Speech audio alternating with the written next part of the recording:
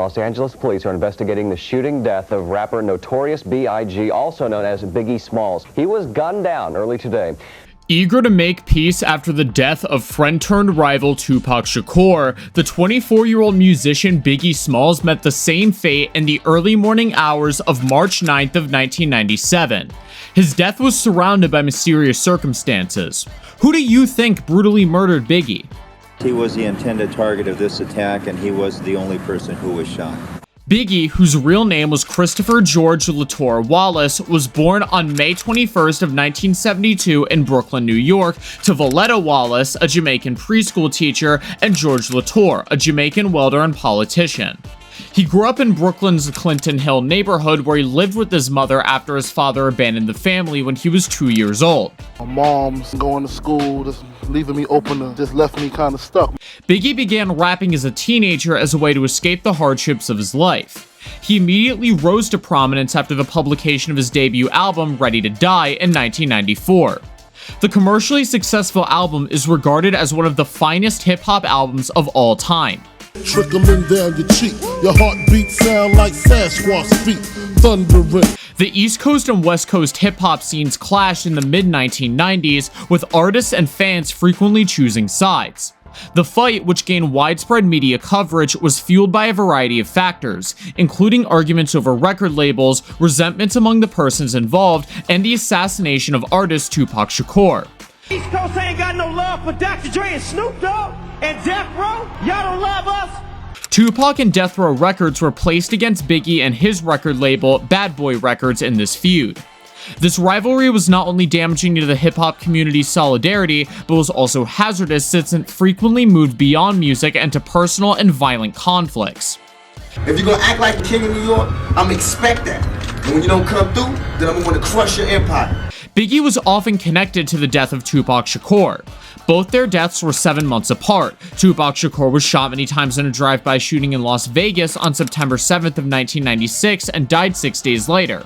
He and Biggie were friends before the East Coast-West Coast rivalry began, so his death was an important turning point in the feud. It kind of turned me down a little bit. I felt for his moms, for his family, but things gotta move on. Tupac's death heightened hostility and tension between the two coasts. Most thought that Biggie and his associates were somehow involved in Tupac's murder, which Biggie and his crew categorically denied. Rumors and allegations would continue to fly. I would never wish death on nobody, you know what I'm saying, because ain't no coming back from that. Biggie was murdered in Los Angeles due to the focus on the release of his latest album, Life After Death. The rapper had hired security just days before his death due to genuine fears for his safety. Instead of leaving Los Angeles, he attended the Soul Train Music Awards on March 7th and attended a party for Bad Boy Records on March 8th. It was regular. It was fast. Let me just say it that way. His whereabouts were kept secret, and a celebrity photographer named Eric Johnson struggled to locate him due to repeated death threats. The rapper's true whereabouts were only known to those close to him, making it difficult for anyone to locate him. Biggie was staying the night at the hotel. He decided to leave the security of his hotel at the last minute. Walked out the building, Puff truck pulled up first. When Big Joint pulled up, he got in the truck. Biggie found himself bored in the Westwood Marquis Hotel on March 8th after his planned trip to Europe was canceled. According to Vibe, he spent the majority of the day with his agent, Phil Casey, planning an upcoming tour. The rapper persuaded his boys to attend an industry party at the Peterson Automotive Museum in the Miracle Mile District, which was co-sponsored by Quincy Jones's Vibe magazine. Attending a Jones party on the outskirts of Beverly Hills seemed like a safe bet, according to Combs. For a while, it was. Despite the fact that several known gang members had managed to breach the guest list, the overall vibe was considered to be positive. Biggie and his team drank Dom Perignon and basked in the affection with fellow musicians like Aaliyah and Missy Elliott, with the speakers blasting Hypnotize every 10 minutes or so. You in the club, you having fun, they playing Hypnotize like crazy. Love, you know what I'm saying? I was throwing paper at him telling him how much I liked his record, Def Jam CEO Russell Simmons recounted. I told him I aspired to be just like him. He was very cool, humorous, and calm. However, the site quickly grew overcrowded and the festivities were called off around 12:30 a.m. by the fire department. They cleared the club out, it's a fire hazard. We just started to leave. Remember, Big was still in the cane. Biggie and Combs arrived with the rest of the partygoers, pausing to pose for photos before revving up a car stereo and blasting some Life After Death music. Combs hopped into the first of 3 cars with much security, deciding to return to the hotel. Biggie sat in the front passenger seat of the second vehicle, a green GMC Suburban, next to his driver, Gregory G. Money Young, and 2 other passengers in the back. Who all was in the car? Me, Rock, and Big, and our homeboy G. Biggie's party was left idling at the junction of Wilshire Boulevard and Fairfax Avenue when Combs' lead SUV went past a yellow signal. A white Toyota Land Cruiser abruptly did a U-turn and attempted to follow behind the green Suburban. A dark Chevy Impala drew up next to Biggie at that moment. The driver, an African-American man in a blue suit and bow tie, established eye contact with the rapper before leaning over and firing an automatic weapon at his car. Car just rolled up, start popping in the car. Didn't say nothing, didn't yell nothing. The shooter sped away on Wilshire amid the uproar. The shots were fired just yards from the gathering outside the museum. Meanwhile, Combs sprang out of his SUV and dashed down the street to the green Suburban, where he discovered his friend slumped down, tongue out, and bleeding on the dashboard. And then we all peeked, looked around. Big door went open. We all ran back to Big. He was slumped over the car. A driver sped to the adjacent Cedars-Sinai Medical Center, where 6 people helped load the nearly 400-pound rapper onto a gurney and transport him to the hospital for emergency surgery. Despite the fast medical care, the 4 bullets had already done their deadly work, and Biggie, at 24, was pronounced dead at 1:15 a.m. on March 9, 1997. And I knew something wasn't right. When I came inside, I see Mark Pitts on the floor, like he was asleep. And they was like, yo, he didn't make it. At a time when his friends, family, and colleagues anticipated celebrating another achievement, they instead found themselves grieving an unexpected death.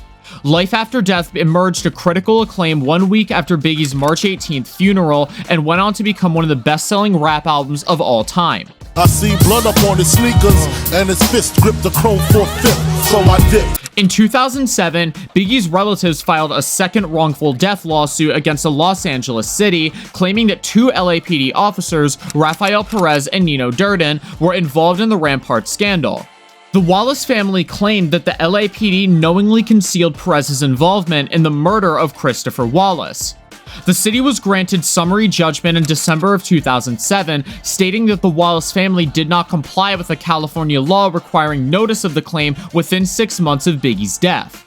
The Wallace family refiled the suit, dropping the state law claims in May of 2008. The suit was finally dismissed in 2010 and was described as one of the longest-running and most contentious celebrity cases in history.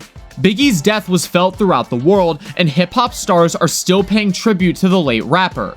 Rapper Nas stated at the time of Biggie and Tupac Shakur's deaths that it was nearly the end of rap.